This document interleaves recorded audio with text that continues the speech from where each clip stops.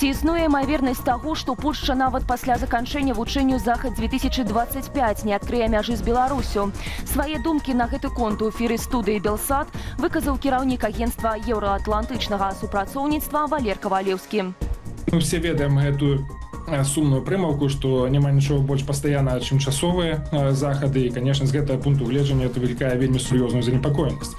Ці не стане гэтая блакада, гэтае блакіраванне цалкам усіх транспартных камунікацый з Беларусю такім нечым пастаянным, з чаго будзе вельмі складана выйсці. Бо той самы міграцыйны крызіс, які мы назіраем на мяжы Беларусі з еўрапейскім звязам, ён працягваецца ўжо 5-й год, і гэта немала. І я тут адзначыў, што вось той, як бакі, абодва бакі падыходзіць да гэтага крызісу, гэта антыпрыклад таго, як трэба вырашаць праблемы, бо тут толькі спіраль эскалацыі. І той, і бок рэжыму, і еўрапейскі бок не садзяцца за стол перамоў, не вырашаюць праблему, якая ёсць